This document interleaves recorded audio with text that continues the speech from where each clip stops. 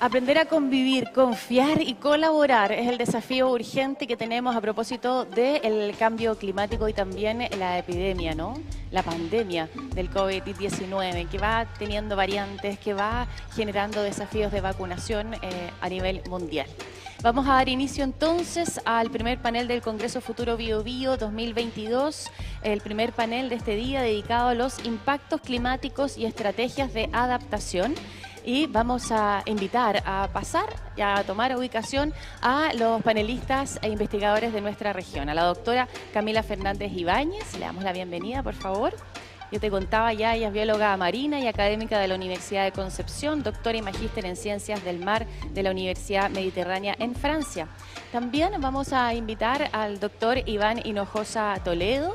Él es profesor de la Facultad de Ciencias de la Universidad Católica de la Santísima Concepción. Hola, bienvenido, bienvenida. Hola. Vamos a también invitar al doctor Iván Cartesiade, arquitecto, PhD y postdoctorado en gestión de riesgos de la Universidad de Nottingham, máster en diseño urbano en la Universidad de York y es profesor y director del Departamento de Planificación y Diseño Urbano en la Universidad del Bío Bío. Buenos días. Hola, hola. Ok, y vamos a saludar ahora a nuestra destacada invitada internacional. Vamos a dar la bienvenida a la doctora Co Barrett. Yo te cuento que ella es, bueno, ya lo se ha dicho, ¿no? Subadministradora auxiliar de investigación de la Administración Nacional Oceánica y Atmosférica, pero destacar también que fue una de las primeras mujeres elegidas como vicepresidenta para ocupar este cargo en el panel intergubernamental del cambio climático, que es vital en toda la conversación que se está generando sobre este tema. Ella es experta en políticas climáticas y particularmente en temas que son relacionados con los impactos climáticos y las estrategias para poder ayudar a la sociedad a adaptarse a este mundo que cambia tan rápidamente. Les vamos a recordar nuevamente que al terminar este panel, los expositores van a responder algunas preguntas del público y quienes están conectados pueden plantear estas preguntas con el hashtag CFBioBio 2022. En la medida que podamos abordar las preguntas, los vamos a hacer al final de este panel. Doctora Co, ¿está ahí o no? Hola, ¿está? Ahí está. Bienvenida. La dejo entonces a cargo de su presentación. Muy buenos días. Hola, Bio Bio. I wish I hola. could be with you there in person, in Bio Bio, sharing this information, but also listening to you and your stories and getting to know where you live and how you saber live. dónde viven, conocerlos. Quizás llegue el día después de la pandemia cuando esto sea posible. Realmente me gustaría. Hasta ese momento, déjenme compartir con ustedes un poco acerca del Grupo Intergubernamental de Expertos sobre Cambio Climático. Comencemos. El IPCC se fundó en 1988, cuando el mundo estaba aprendiendo recién acerca de los problemas del cambio climático. Se armó para que los legisladores y la sociedad, en conjunto con evaluaciones de los impactos y riesgos del cambio climático y opciones para solucionar el problema de adaptación y mitigación. El IPCC es una colaboración única entre científicos y gobiernos que trabajan en conjunto para evaluar la literatura científica y sintetizarla de forma que sea precisa en términos científicos, pero también relevante en términos políticos. No hay nada como esto. Cientos de científicos trabajando en conjunto para producir estos informes. No producen investigación original, sino que nuestros autores y científicos leen y evalúan el cuerpo de la literatura científica para entender lo que sabemos con certeza acerca del sistema climático. Gobiernos y expertos evalúan los borradores del informe y en conjunto acuerdan el contenido final. Esta es la información que nosotros compartimos con nuestra audiencia global en el formato de informes periódicos. Quiero hablar con ustedes de nuestros autores, que vienen de todas partes del mundo y donan su tiempo y experiencia a lo largo de los años. Todos son voluntarios para contribuir con el informe del IPCC. Todos tienen familias y trabajos a tiempo completo. Lo que hacen es un gran servicio a la humanidad, porque nos muestran cómo ha cambiado el clima y cómo seguirá cambiando en el futuro. La asociación entre gobiernos y científicos no es una responsabilidad, sino que una gran fortaleza. Trabajando de cerca con los distintos gobiernos, los científicos del IPCC se aseguran que la información que contienen nuestros informes es útil y les ayudará a formar las políticas climáticas en los distintos países. Se imaginarán que a veces los políticos, los científicos hablan idiomas distintos, pero el IPCC procesa todo y hace que sea más fácil la escucha en conjunto acerca del cambio climático. Si ustedes vieran las primeras fotos de las reuniones del IPCC de 1988 y 1990, verían fotos de puros hombres, quizás 2 mujeres, entre un mar de hombres. Al comienzo, menos del 5% de nuestras científicas eran mujeres, ahora 1/3 lo son. Y en cada ciclo de evaluación añadimos y agregamos más mujeres de los distintos países. Uno de los grandes problemas del cambio climático es que sucede en todo el mundo, así es que es importante para nosotros tener científicos y expertos de todas partes del mundo, de todas las regiones del mundo, para entender los cambios que se están viendo y encontrar una forma de resolver estos problemas en conjunto. Quiero hablar brevemente de cómo trabajamos nosotros en los ciclos de evaluación. Básicamente, en los últimos 33 años, el IPCC ha realizado 5 ciclos completos de evaluación. Cada uno dura 6 a 7 años. Y ahora vamos en nuestro 6º ciclo. Cada informe que emite el IPCC informa avances en ciencias climáticas a lo largo del mundo. A medida que pasa el tiempo y entre cada uno de estos informes, los científicos climáticos llenan las brechas y añaden observaciones, mejoran nuestros modelos climáticos y desarrollan nuevas formas de combinar múltiples líneas de evidencia para proporcionar conclusiones cada vez más robustas. Cada informe mejora con respecto al anterior, construyendo un entendimiento global mejorado. Y hoy tenemos la imagen más clara acerca de cómo funciona el clima, cómo la actividad humana está afectando el medio ambiente, y ahora entendemos mejor cómo cambió el clima en el pasado, en el presente y cómo lo hará en el futuro. Quiero tomarme un momento para contarles acerca del informe que se liberó en agosto. Ese informe evaluaba las ciencias físicas del cambio climático, cómo el océano, la tierra y el ciclo del agua están cambiando debido al calentamiento global. El informe fue escrito por más de 200 científicos de 60 países que abarcó más de 60 comentarios y revisiones de expertos durante la etapa de borrador. Este es el primero de 4 informes que liberaremos el 2021 y 2022. Juntos, estos 4 informes abarcan todos los aspectos del cambio climático, desde esta evaluación de las ciencias físicas, los impactos que estamos viendo y pensamos que veremos a lo largo del mundo, y las oportunidades que tenemos para reducir las emisiones de gases invernadero y adaptarnos al cambio.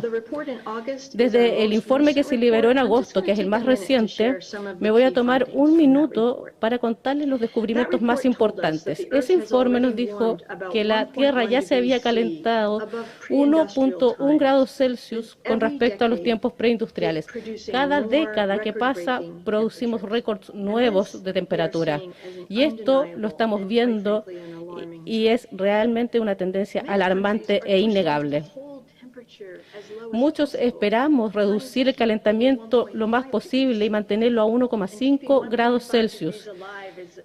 Y esta meta es algo que hemos escuchado mucho en la reunión del clima COP26 que se realizó en noviembre. Pero esto solo será posible si actuamos en forma rápida, a gran escala, y reducimos las emisiones de todo tipo de gases invernaderos. Y si trabajamos para equilibrar la cantidad de dióxido de carbono que emitimos y que sacamos de la atmósfera a mediados de siglo. Si no lo hacemos, no solo sobrepasaremos el calentamiento de 1,5 grados, sino que llegaremos a 2 grados Celsius para fines del siglo. Y esto aumenta el riesgo de sufrir grandes impactos climáticos en el mundo. El informe establece causas reales entre la actividad humana y eventos de clima extremo que se están intensificando. A medida que el clima sigue cambiando, el mundo experimentará cada vez eventos climáticos más extremos, olas de calor, tormentas, inundaciones y sequía. El informe nos demostró que el cambio climático se está intensificando, que es global. Sabemos inequívocamente que la actividad humana ha calentado el planeta. Los impactos del cambio climático están ocurriendo a escalas más grandes de lo que ha experimentado la Tierra en cientos y miles de años. Este es el lenguaje más fuerte que ha utilizado alguna vez el IPCC para describir la conexión entre la actividad humana y el cambio climático. Estos cambios se están sintiendo en todas las regiones del mundo. Y de hecho, quiero destacar un par de cambios en su región y contarles que alrededor del 40% del informe se enfoca en cambios regionales y en impactos regionales que son provocados por el cambio climático e incluyó por primera vez, añadió una lista interactiva que reúne los datos de los científicos. Cualquiera que tenga conexión a Internet puede utilizar este listado para realizar análisis lineal y temporal a nivel regional. En su región estamos esperando ver el área total de tierra sometida a sequía, y esto será cada vez más frecuente y severa. Las proyecciones de incendios dice que aumentarán en la región. El volumen de los glaciales, la pérdida y el permafrost continuará en las montañas andinas bajo todas las emisiones que estamos causando. El flujo de los ríos bajará.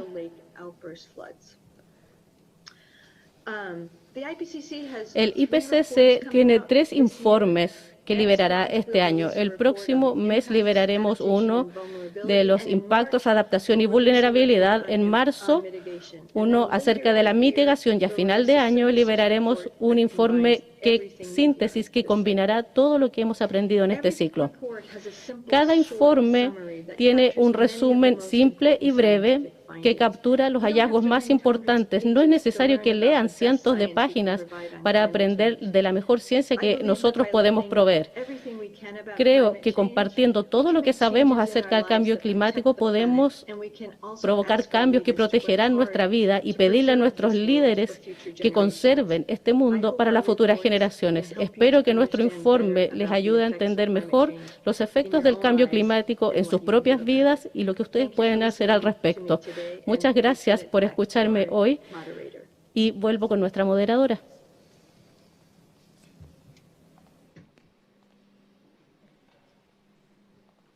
Muy bien, muchas gracias, doctora, por esta presentación. La escuchamos muy atentas y ahora es necesario también abrir la exposición de nuestros panelistas aquí e investigadores. Vamos a recordar que cada uno va a tener 10 minutos para interactuar. La doctora también va a estar escuchando desde donde ella está y luego también el espacio para las preguntas que vamos a recordar pueden hacer llegar también a través del hashtag por Twitter, el hashtag CFBioBio2022. Vamos a comenzar con la doctora Camila Fernández y su presentación. Doctora. Muchas gracias.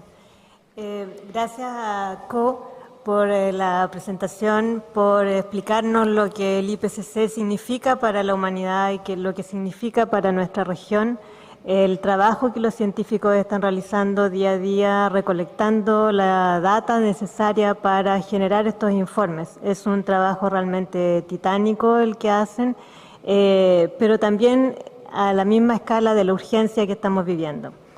Mi comentario en esta mañana, antes de abrir la discusión con mis colegas y con Co, va dirigido al trabajo que es necesario hacer desde la ciencia, desde los tomadores de decisiones, pero también desde nuestras casas y nuestras familias en la vida de día a día, ¿no?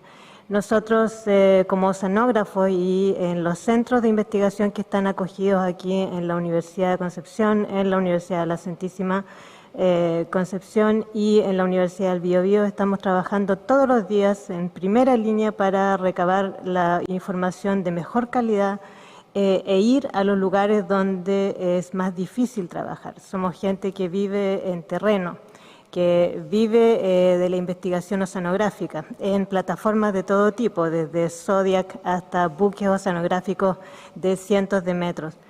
Es un trabajo apasionante, pero lo que yo he podido notar por el paso del tiempo y a lo largo de mi carrera es que este trabajo ha ido desde una pasión personal por la naturaleza y por el océano hacia una responsabilidad social. Y hoy, como directora del Centro COPA, del Centro Oceanográfico de Investigación del Pacífico Sur Oriental, mi responsabilidad es llevar la ciencia adelante, hacerla avanzar todos los días, recabar la mejor cantidad y calidad de datos posible para que la población tenga la mejor oportunidad posible para adaptarse al cambio global. Sabemos que, como Co bien lo dijo, hay cambios que ya son irreversibles, hay realidades que ya nos están tocando día a día. Y es verdad que nuestra región tiene desafíos particularmente importantes. Tenemos graves problemas de contaminación, de uso del territorio, de emergencias climáticas y hay eventos extremos que están siendo cada vez más frecuentes. Olas de calor atmosféricas que nosotros notamos en el día a día, pero que no tenemos noción de lo que significan en el océano, sabiendo que el océano es uno de nuestros pulmones principales. ¿Ya? La mayor cantidad de CO2 atmosférico entra al océano y se va a las profundidades y eso nos garantiza a nosotros un efecto de mitigación en la atmósfera. Es, si queremos, un tampón climático que permite regular no solamente el clima, pero los niveles de gases de efecto invernadero y la temperatura del planeta. Esa meta de la que Co hablaba, de los 1.5 grados, está cada vez más difícil de conseguir, pero no es imposible. Y los científicos, a pesar de que vivimos en la realidad de la data dura y concreta, somos gente también optimistas, ¿ya?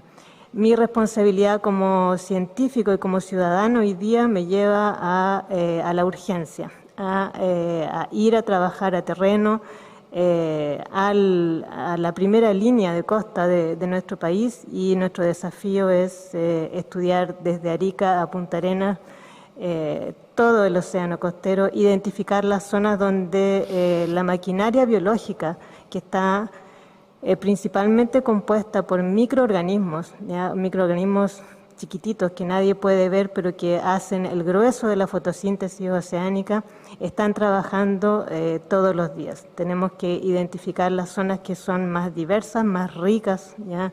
En plancton, y es así como hoy en día a nivel científico internacional se está empezando a hablar de zonas marinas planctónicas de interés climático.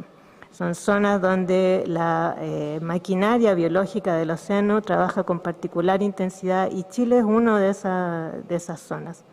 Así es que vivimos en un país privilegiado, somos gente, tenemos riquezas biológicas, riquezas de diversidad, tenemos zonas tremendamente interesantes desde el punto de vista oceanográfico que estudiar y eso nos hace aún más responsables de su protección y de su observación. Nuestro desafío como científicos en la universidad y en el país es para ir a buscar los medios para observar el océano de forma continua, para monitorear los cambios que ya se están viviendo y para así poder manejar de mejor forma los recursos biológicos que tenemos, tanto para la seguridad alimentaria de las personas como para asegurar el tampón climático que significa tener uno de los océanos más productivos del mundo.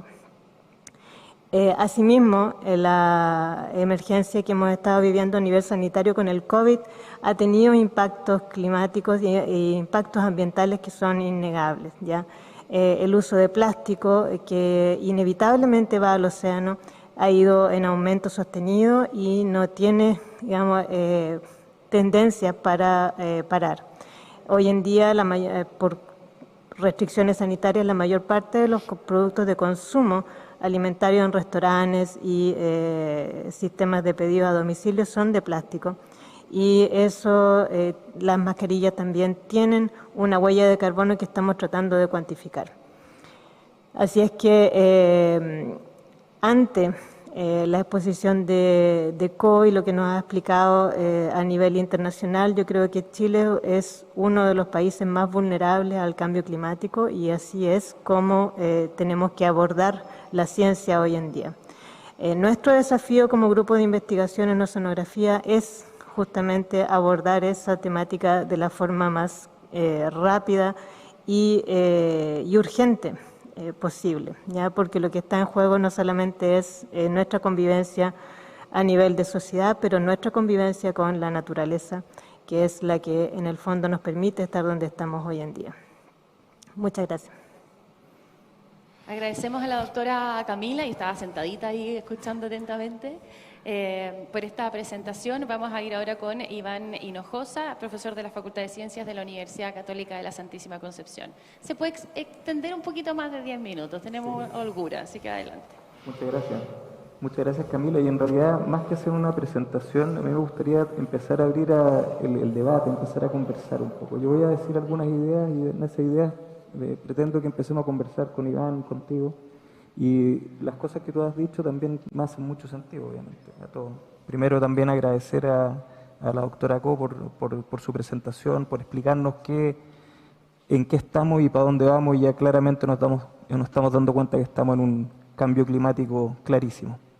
Una de las líneas de investigación donde yo me estoy desarrollando es cómo el cambio global, que involucra no solo el cambio climático, sino que cómo nosotros como humanos estamos impactando a la naturaleza, es el efecto que esto tiene sobre la biodiversidad. Y cómo ese cambio en la biodiversidad está afectando también los servicios ecosistémicos que esta biodiversidad nos entrega a nosotros como humanidad. Por ejemplo, la contaminación por plástico que tú estabas contando, la contaminación acústica, que es otra de las cosas que yo estoy estudiando, la contaminación lumínica que voy a empezar a estudiar ahora. Todas estas historias están teniendo un efecto sobre la biodiversidad. Y el cambio climático per se, el aumento de la temperatura, va a afectar claramente a las especies donde nosotros la estamos ocupando, de las especies que nosotros no estamos aprovechando. Pesquería, forestales, recursos naturales, suelo cultivable, todo eso tiene un cambio.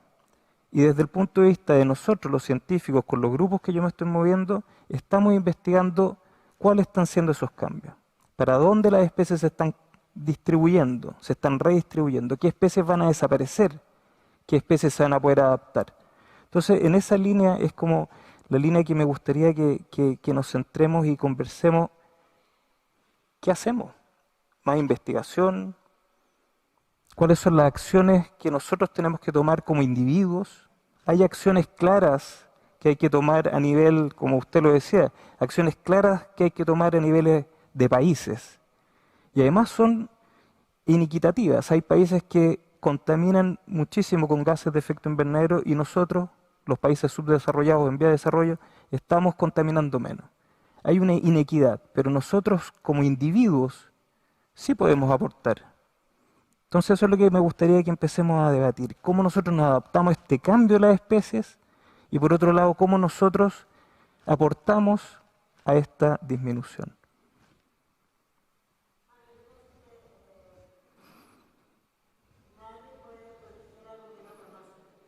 Y nadie puede proteger o querer preservar algo que no quiere, ¿ya?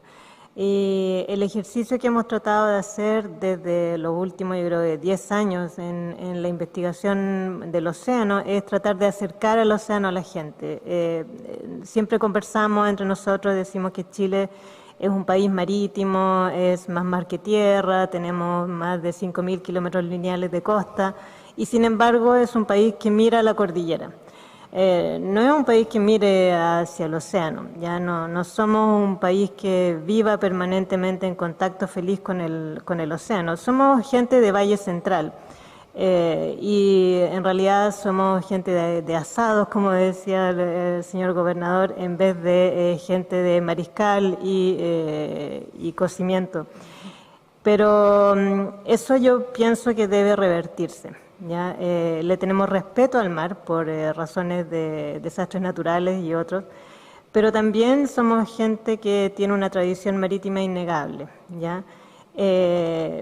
Asimismo, tenemos que apropiarnos de ese sistema para poder preservarlo, ¿ya? Ir a conocerlo. Y el ejercicio que hemos estado haciendo desde la ciencia es llevarlo hacia las comunidades, empezando por los colegios y ahora, hoy mismo, en un programa que se llama SOS Océanos, hacia los profesores, ¿ya? Formar a los profesores, nivelar los conocimientos, darles las últimas informaciones en cambio climático y adaptación a los profesores de educación primaria y secundaria para que ellos puedan hacer la bajada hacia los colegios. Así es que sí, mi primera reflexión es hacia el apropiarse de este espacio marítimo que nos pertenece a todos para poder protegerlo, ¿ya? Súper. No sé, Iván, si tienes alguna reflexión con respecto a qué podríamos hacer nosotros como individuos a aportar estas... Yo me sentí particularmente identificado por las palabras de Rodrigo y nuestro gobernador. Y verdaderamente yo pienso que voy a usar una frase de planificación urbana que viene de los años 60, que es pensar global pero actuar localmente. Yo creo que hoy la respuesta, me van a perdonar los científicos, no está en la ciencia, en la investigación. Yo creo que hay suficiente evidencia de la crisis que estamos viviendo. Todavía no salimos de la crisis sanitaria en que estamos embebidos. Y la respuesta está en las personas, en cada uno de los habitantes de nuestros territorios, de nuestras regiones. Me alegro mucho que de una u otra forma el Congreso de Futuro se haya esparcido en las regiones. Cuando empezó el proceso de la Comunidad Europea, que se pretendía fusionar económicamente toda el área, también se estimuló las culturas locales, la enseñanza de los idiomas locales y los valores locales. Yo creo que nos hemos mal acostumbrado, por ejemplo, a comer la fruta estrella que proviene de Indonesia o el kiwi que viene de Nueva Zelanda, y en un tiempo a esta parte los chilotes comían más papas, los argentinos más carne, y en realidad nos empezamos a destinar los productos a diferentes partes y a fomentar ciertos hábitos que nos han hecho causar el impacto que hoy día nos tiene patas arriba con todo el planeta. Por lo tanto, yo creo que ahí, siendo un ciudadano común y un experto en el área de desarrollo urbano, el ciudadano tiene la respuesta por primera vez. Durante la crisis sanitaria, nosotros utilizamos una vivienda que se usaba 12 horas al día durante 5 días a la semana, a 24/7. Y eso tuvo un impacto tremendo en la ciudad. En París se acuñó el término los barrios de 15 minutos, que son unidades autosuficientes estructurales, porque en realidad nosotros durante la crisis sanitaria no necesitamos movernos desde el centro de la ciudad, sino que íbamos a lugares precisos. Por tanto, dentro de la vivienda, que es la unidad más pequeña del hábitat, se pueden disminuir notablemente los impactos. Nosotros tenemos un Corfo en el Departamento de Planificación y Diseño Urbano de la Universidad del Biobío sobre cambio global climático, donde estamos viendo específicamente el problema del agua en las zonas urbanas. Y el agua es un problema multidimensional porque aparte de eso es el único elemento áptico, táctil, ambiental que nos relaciona a nosotros con nuestra múltiple ecología. Por lo tanto, podemos demostrar más fácilmente, por ejemplo, cuando tú le dices a Santiago los índices de contaminación atmosférica no son permisibles para hacer ciertas actividades, la gente igual se mueve en auto, igual sigue haciendo deporte, pero cuando tú contaminas 1000 litros de agua con una gota de aceite, se siente el olor y específicamente tú sabes que ahí hay algo que está pasando mal. Por lo tanto, el agua es el agua que, por ejemplo, ya hay regiones en Chile que tienen el 100% de disminución de la capacidad nidal de retención sobre las montañas. Eso quiere decir que no hay agua para abastecimiento y se está trasladando en camiones aljibes. Lo segundo es, ¿por qué no cosechamos, por ejemplo, el agua lluvia en las casas y la reutilizamos o no se distribuye convenientemente entre las aguas grises y las aguas negras que tienen mayor impacto? y efectivamente podrían ser estas reutilizadas. O el problema, por ejemplo, de la eficiencia energética en las viviendas, que un dato a la causa son, por ejemplo, en las techumbres el 30% de la calefacción se va por la techumbre. Y nosotros tenemos la misma masa de aislación tanto en las techumbres como en las paredes. Y eso las personas tampoco lo saben. Los 3R, racionalizar, reciclar y renovarse o reutilizar, que son actividades que nosotros podemos tener en nuestras casas, porque nosotros, la ciudad hoy día está basada en una ecuación lineal, que abastecimiento, consumo, desecho, y lo que tenemos que tratar de hacer es que las ciudades sean cíclicas, de manera de equilibrar el input con el output, porque el output es el que causa el impacto ambiental y el que genera el cambio global climático. Hace poco, 7 u 8 días, hubo 54 grados Celsius en una ciudad de Australia, y creo que se podía freír un huevo frito en la vereda, ¿no? Eso es la ola de calor mundial, efecto del cambio global climático que producen nuestras ciudades. Y por el otro lado, las ciudades son islas de calor, debido a los materiales de construcción, a sus emisiones, a que producen elementos de refracción solar, y por lo tanto eso afecta globalmente el clima y el clima afecta a las ciudades. Por lo tanto, nosotros estamos produciendo cambios que diametralmente opuestos nos están cambiando nosotros también. Uno de ellos ha sido el coronavirus como tal.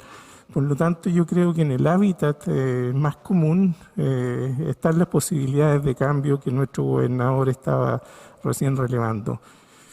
Una última ilustración que me gustaría comentar. Hicimos una investigación también sobre agricultura urbana, y haciendo 1 metro cuadrado por vivienda y 1 metro cuadrado en vertical en cada uno de los departamentos en el centro de Concepción, nosotros logramos sacar 20.000 camiones entre abastecimiento y retiro sanitario o de retiro de residuos del centro de la ciudad. Y al mismo tiempo, si piensas en el ciclo virtuoso del cultivo urbano, que es para abastecimiento humano y al mismo tiempo tiene un beneficio medioambiental en el ecosistema completo, disminuye no solamente eso, sino no solamente la eliminación de residuos, sino que además produce un mejor clima. Tú puedes tener, en vez de tener techos con zinc, techos verdes sobre las cubiertas que efectivamente hacen las emisiones de calor. Y por el otro lado, significaría que las personas se meten en el ciclo natural. Pienso que el verdadero desafío del futuro, si es que no es el del presente, es que nuestras ciudades van a tener que convivir más apropiadamente con la naturaleza y con el contexto natural, formando corredores verdes. Nosotros tenemos este proyecto maravilloso que yo trabajé en el EULA 3 años, sobre la cuenca del Biobío y el manejo integral de cuencas, pero nunca lo hemos puesto en práctica. Y nosotros somos una región de ríos donde el agua es un patrimonio, y por lo tanto desde el año 60 que el plan regulador de Concepción está tratando de llegar al río no solamente como un bien estético paisajístico, sino como integrarnos a un sistema nosotros natural. En la cuenca del Biobío crecen más rápido los maitenes, los boldos y los arrayanes. Sin embargo, nosotros en la calle Carrera tenemos plantado palmeras, que son de Arica, ¿no? De un clima mucho más árido y más seco. Por lo tanto, todas esas incongruencias nos hacen afectar el planeta, y el planeta nos está afectando a nosotros en nuestra conducta humana y urbana, que es la que pienso que, en tus muy precisas palabras, Rodrigo, son las que tenemos que cambiar.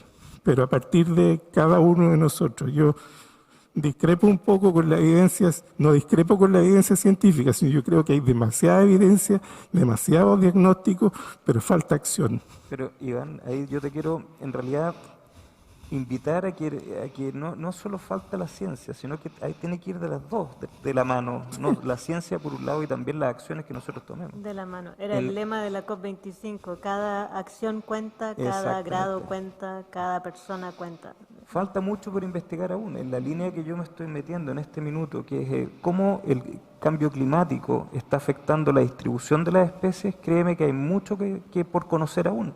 No tenemos idea qué es lo que pasa en el ambiente marino, como tú decías, como estamos mirando más a la Tierra como humanos, el ambiente marino lo estamos dejando un poco de lado, pero tú te das cuenta que están ocurriendo cambios súper importantes que no estamos visualizando. Por ejemplo, con el núcleo Milenio SMOI, que es de la Católica del Norte, nosotros trabajamos en la isla oceánica y nos damos cuenta de los cambios que están ocurriendo en la isla, pero que todavía no se conocen. Por ejemplo, en Juan Fernández hoy día tenemos abundancias de erizos que ellos nunca habían visto. Los erizos están aumentando a una tasa altísima. Estamos hablando ya de casi 70 erizos por metro cuadrado, es una locura. Eso está afectando a la biodiversidad local. Los pescadores están preocupados porque ahora las trampas de langosta que están levantando vienen llenas de erizos. Les cuesta sacar los erizos, se pinchan las manos, ya no están entrando tantas langostas como antes, a pesar de que hay langostas, que ellos cuidan sus recursos. Pero ¿qué se hace? ¿Cómo atacamos ese problema? Primero tenemos que documentarlo para que exista. Ahora que lo tenemos documentado, ¿qué acciones tomamos? ¿Abrimos una pesquería de erizos, por ejemplo? Ya, pues abramos una pesquería de erizos. ¿Pero qué significa eso? Ir a hablar con Serna Pesca, con Pesca, ya pasaron 4 años. Para que te autoricen a abrir una pesquería de erizos de un recurso nuevo que ni siquiera es recurso. Entonces, yo creo que también tenemos que ir adaptándonos de manera individual, pero también tenemos que hacer algunos ajustes a nuestra burocracia para poder empezar a incluso tomar provecho de estos cambios de las especies que están apareciendo. Que este es el ejemplo que uno ve en Juan Fernández. Hay que cambiarle el título a la película esa que dice: no mires hacia arriba, no mires hacia abajo, porque lo que nos está pasando aquí, ¿no? Sí. No sé si tenemos preguntas de... Sí. Yo voy a meterme aquí, yo tengo muchas preguntas, porque es muy interesante ver lo que pasa desde el punto de vista de ustedes que estudian el océano, el mar, y aquí el experto en la ciudad, el desarrollo, el diseño, pero van súper de la mano. ¿Qué es lo que hay que hacer? Mirar a la autoridad, mirar a la burocracia finalmente, o al momento de definir, de licitar, de financiar algún proyecto, invitarlos a ustedes o a más, o a quienes sepan, de escuchar, opinar y ver dentro de las bases o de donde se van a invertir los recursos, cuáles son las características que deben haber, desde el arbolado urbano hasta cómo convivimos con el turismo, por ejemplo, hacia el mar. Vamos a invitar a la doctora Cobarret, sé que está por ahí todavía conectada, entiendo que ha escuchado parte de esto, y no sé, doctora, si le hace sentido lo que pasa aquí en nuestra región, lo que se ha conversado, si le hace sentido la experiencia de investigación que usted ha tenido.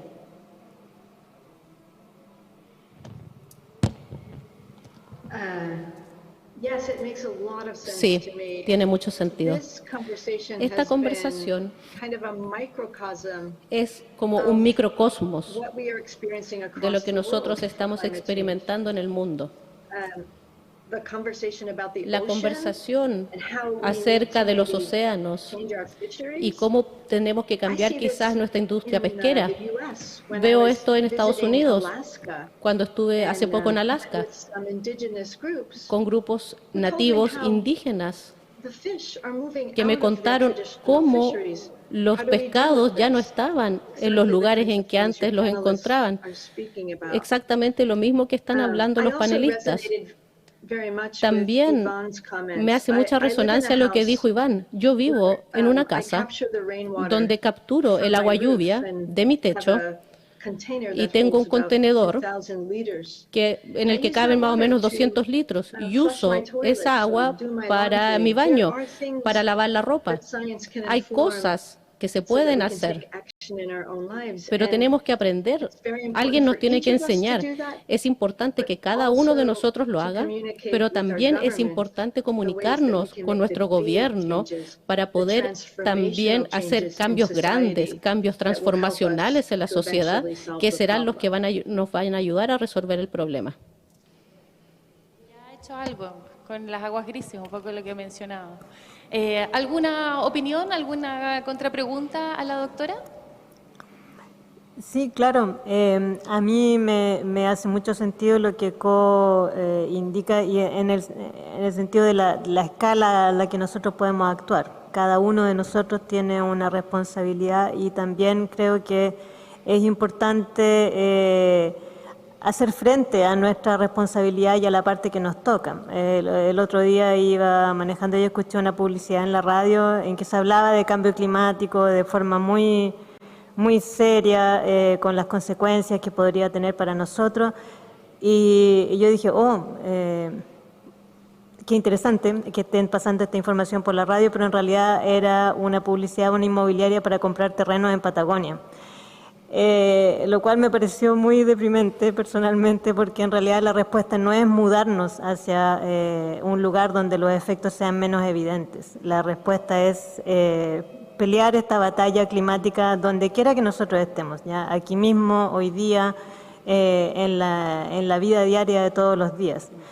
Sabiendo también que los recursos hídricos, los glaciares y los ambientes prístinos ya casi no existen. Ya, los ambientes prístinos que nosotros damos por sentados en Patagonia ya casi no están.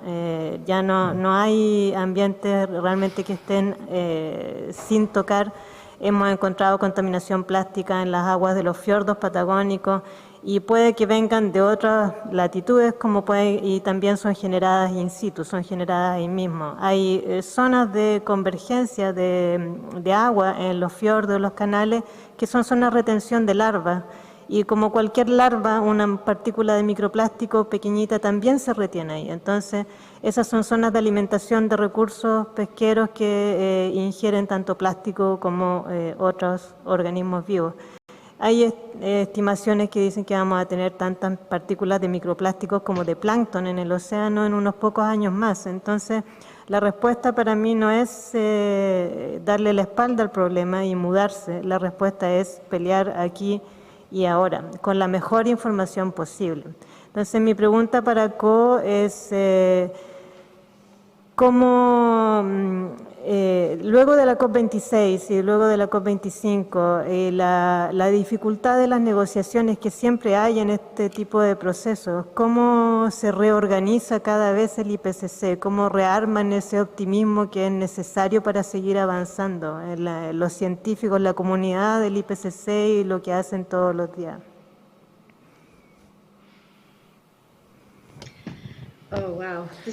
Bueno, es una pregunta desafiante. Déjenme contarles que en el IPCC proveemos información científica a los negociadores climáticos. Ese es nuestro trabajo, esa es nuestra pelea y esperamos que los legisladores escuchen a la última ciencia disponible, la más moderna, para poder conducir sus acciones. Honestamente, como científica que aprende cada vez más de los desafíos que enfrentamos, es difícil seguir manteniendo el entusiasmo. Y interactúo mucho con personas jóvenes en diferentes paneles que organizamos, en conversaciones, y escucho directamente de ellos, de los jóvenes, su desesperación acerca del futuro. En algunos casos, ellos están preocupados incluso de tener hijos y traerlos al mundo porque se van a ver enfrentados a desastres climáticos. Y es difícil mantener la esperanza alta cuando estás escuchando a esas personas que tienen pensamientos negativos acerca del futuro. Pero por otra parte, tenemos que tener esperanza, tenemos que utilizar el conocimiento para inspirar la acción, es nuestra única alternativa. Y yo sigo teniendo esperanza que las plegarias que se hicieron en la COP26, todas las peticiones resuenen y nos ayuden a resolver los problemas. No nos queda otra alternativa que tener esperanza y tenemos que cambiar nuestra propia vida. Así es, yo también tengo esperanza, yo también soy optimista, sobre todo en el tema de la electromovilidad y la descarbonización, que eso básicamente tiene que ver con el calentamiento global. Pero hay otros desafíos, como los residuos en las ciudades, ¿sabes? Hay cosas tan lógicas, un mínimo de inteligencia, las economías circulares, o cómo no seguir produciendo y seguir usando lo que tenemos. Vamos a dar paso a algunas preguntas que han llegado, y esta va a la doctora Barrett a propósito de su presentación, cuando comparte datos del informe que dan cuenta de las consecuencias mundiales del cambio climático. La pregunta también yo creo que es un desafío, doctora. Dice, ¿cuánto tiempo se requiere o cuánto nos queda para revertir los daños causados por el cambio climático? ¿Hay información de eso? ¿Usted sabe algo? Sí. La información que nosotros proporcionamos en nuestro último informe habla de los próximos 20 años como que van a ser muy importantes para mantener en línea el calentamiento a 1.5 grados Celsius. Ese es el objetivo. Hay muchos países que están trabajando para poder mantener el calentamiento limitado a 1,5 grados Celsius. Los líderes globales hablan de que esta próxima década será decisiva. Tenemos que transformar nuestra economía, transformar las sociedades para abordar este problema del cambio climático. Desde la perspectiva científica no podemos decir específicamente una fecha, pero ese es el rango de tiempo que estamos analizando en el que podemos realizar las acciones para mantener el calentamiento y limitarlo a 1,5 grados Celsius. Y por supuesto es distinto en distintas regiones. Los impactos que vemos ocurren en distintos momentos. Podemos ver un área oceánica y ver cómo se están muriendo las especies ahí, y podemos ver otras áreas donde aún queda un poco más de tiempo. Es difícil. Es difícil, pero bueno, yo creo que depende. Hay que seguir teniendo ahí el optimismo y la esperanza alta, doctora, y por lo mismo también hay una pregunta que se relaciona con ese tema. El lema de Congreso Futuro es aprender a convivir. Esto parece llamarnos a un cambio de paradigma. Y la pregunta es si somos muy poco conscientes, si es poco consciente la comunidad en cuanto a cuidar esta casa común que se habla, que es nuestro planeta. Yo no sé cuál es la percepción que tiene la doctora Barrett y también el panel luego de que ella responda. Doctora, ¿usted cree que somos poco conscientes como comunidad o también va a depender de distintos países o localidades? No creo que no estemos al tanto. Fue muy interesante escuchar algunas presentaciones ayer en Congreso Futuro que hablan de la forma en que el cerebro humano procesa la información. El cambio climático es un problema difícil porque tenemos que pensar en el futuro, pero cambiar nuestras acciones en el presente. Eso es difícil. Es difícil tener esta noción y no creo que sea por falta de conocimiento. Creo que en realidad es un desafío fundamental en nuestras vidas. Espero poder llevar esta información que nosotros tenemos desde la ciencia y utilizarla para cambiar nuestras acciones en el presente. Ahí hay un desafío bien grande con los medios de comunicación también, de cómo hacer llegar esta información, y yo creo que Congreso Futuro, las plataformas, fuentes fiables de información son claves. Sí. Adelante. Sí, yo tengo una visión muy similar. Yo creo que sabemos que están ocurriendo cosas dramáticas, pero cómo actuamos, y de repente ves que, no sé, pues sale el último iPhone y venta exitosa y todos quieren comprarse el último iPhone sin tener aún la ética o el racionamiento de qué es lo que cuesta generar ese iPhone. Y este consumismo exacerbado que tenemos como sociedad se contradice a esto que estamos conversando ahora, que vamos a casi un punto de no retorno, donde el cambio climático ya lo tenemos aquí a la vuelta de la esquina. Entonces, ¿cómo la sociedad se hace cargo de esto? Aún no se percibe, pero no es por falta de conciencia, sino que yo creo que es una falta de transformación de la conciencia a la ética. ¿Cómo yo me hago cargo de esto? ¿Cómo yo me responsabilizo de este cambio climático? ¿No tiene que ver con educación, por ejemplo?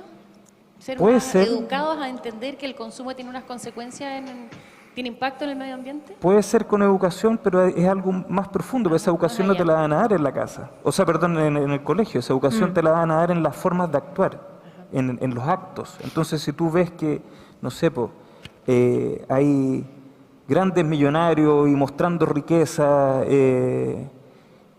no sé, tremendos yates de puro lujo. Viene el cambio de paradigma del consumismo, entonces. Viene un cambio paradigmático, yo creo. Hay que ver. Por ahí yo creo. Pero han habido cambios de paradigma que han llevado a grandes cambios globales, como por ejemplo el tabaco, los bloqueadores solares. Nosotros nacimos, por lo menos en mi caso, en un mundo en que no había que ponerse bloqueador solar cada vez que uno salía a la calle. Pero desde hace mucho tiempo los niños crecen con esta noción, pero esa noción partió de acuerdos internacionales en la década de los 80, porque la gente estaba muriendo de cáncer a la piel, ya por el problema de la disminución del ozono en la atmósfera, principalmente en el hemisferio sur. Entonces, vivimos en un país que es Chile, digamos, donde la radiación ultravioleta está permanentemente en niveles peligrosos. Y a nivel internacional se produjo un cambio de paradigma y la gente empezó a ver el bronceado fascinante con otros ojos, ¿ya? La industria del tabaco también, digamos, por lo que sea, por intereses económicos, por acuerdos políticos, socioeconómicos, pero se produjo también un cambio de paradigma. Cualquiera que vea una película que se filmó en los años 70 va a ver por lo menos 7 personas fumando cada 10 minutos. Eso ya no es así y el tabaco tiene una percepción social que ha cambiado radicalmente. Tenemos que hacer lo mismo con la industria del plástico, con la contaminación ambiental, con las malas prácticas, con la noción de lo desechable, de los, qué sé yo, envases de uso único, el consumo desmedido que mencionaba Iván. Hay cambios paradigmáticos que son necesarios para reestructurar la sociedad y creo que no podemos seguir funcionando al ritmo que nosotros lo estamos haciendo hoy en día y esperar que el clima soporte nuestro quehacer. Hay cambios societales importantes que tenemos que hacer y yo creo que tanto la educación a nivel personal como institucional es necesaria, pero también las directrices tienen que venir desde el gobierno, desde las autoridades. No basta con pasar una ley para el uso de plástico o el plástico de uso único. Hay que asegurarse de que la población absorba esa ley como una normativa casi de corte moral. ¿Ya? Exacto, ahí me acaba de ocurrir ahí otra cosa que es cómo sé yo cuánto CO2, por ejemplo, produzco en mi acción X. Ese dato, ese valor, podría tener una conciencia distinta en ti. La cuota individual de carbono. ¿Cuál es mi cuota individual diaria, por ejemplo, al hacer alguna acción? Fíjate que lo hicimos en una actividad escolar, en una oportunidad calculamos la cantidad de carbono o la cantidad de plástico, en realidad lo llevamos a gramos de plástico que utilizaba cada estudiante a lo largo de un día. Por lo que fuera, desde que se levanta en la mañana, toma el auto con el papá o la mamá, qué sé yo, para ir al colegio, hasta que se acuesta en la noche. Y la respuesta después de nuestros cálculos fue 1 kilo. ¿Cuánto? 1 kilo de plástico diario, al día, por persona, y eso en un niño en edad escolar. Lo hicimos, digamos, con una actividad que duró un poco de tiempo y al final les dijimos a cada niño, bueno, aquí está tu kilo de plástico y fue realmente una forma eficaz de llevar a escala nuestra huella en el ambiente, ¿ya? Y se dieron cuenta de que cada vez que se lavaban los dientes estaban poniendo plástico en el ambiente, cada vez que lavaban la ropa.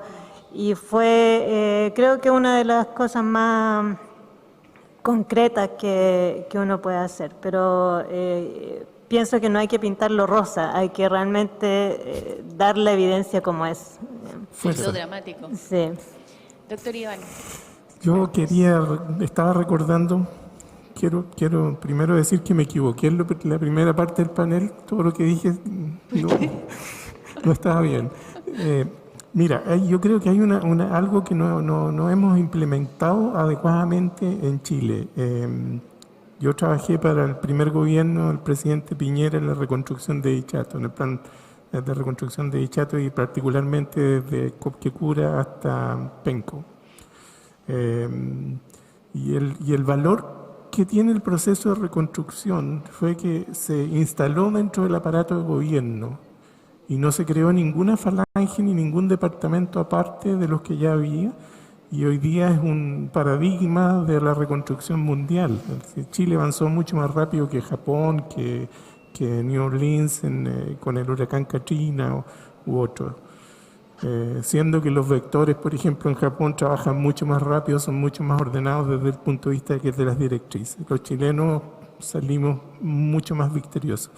Pero eso es por el buen uso de la política pública. Por eso digo que me equivoqué en la primera parte del panel. Porque si tú orientas las políticas públicas con verdaderos objetivos, estas funcionan. Por ejemplo, Rodrigo se acaba de ir, pero me voy a convertir en uno de sus mejores embajadores. Nosotros generamos el plan de resiliencia urbana en la interfaz rural forestal. En una región que tú tienes plantada el 45% de la masa agrícola con pino y eucaliptus, tú no puedes negar ese rol productivo ni esa fuerza de trabajo. Está ahí, está instalada y tenemos que convivir con ella. Aprender a convivir. Aprender a convivir, o las transformaciones necesarias que necesitamos hacer. Pero tenemos el problema de cuando se inician los incendios forestales están afectando las áreas urbanas y en este momento todas las áreas urbanas son vulnerables a incendios forestales. Antes era un problema exógeno que no nos afectaba, pero hoy sí, por la calidad del aire, por los incendios, por la vida, por el daño a los bienes materiales. Pero si tú orientas esa política pública correctamente, nosotros deberíamos ser un modelo de región que convive adecuadamente con las plantaciones forestales y que puede hacer una compenetración entre los cordones verdes de desarrollo y los cordones de desarrollo urbano como tal. Por lo tanto, no es solo la visión y la participación ciudadana que en este momento forman la base del problema, sino además es la política pública que orienta, educa y resuelve los problemas mostrando cuáles son las directrices adecuadas. Perfecto. Quiero llevarlos ahora a una pregunta que es más específica, pero viene a ser un nuevo problema. Algo mencionó Camila, tiene que ver con las mascarillas que llegan al mar. Es una pregunta abierta para quienes tengan alguna investigación. Mencionaste, Camila, que no hay una investigación tan amplia de cuál es el efecto de las mascarillas en el mar. Doctora Barrett, ¿se sabe algo? ¿Hay alguna investigación en marcha de los efectos que está teniendo ya 2 años de pandemia? Chile es un país totalmente costero, entonces, ¿qué impacto podría tener esta nueva cantidad de mascarillas en el mar?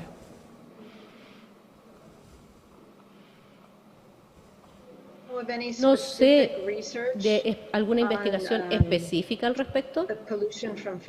La contaminación por las mascarillas, creo que todos nosotros podemos ver que este es realmente un problema. Creo que encaja en lo que dijo Camila al principio, acerca de ver estas formas tangibles en las que nosotros estamos afectando al planeta.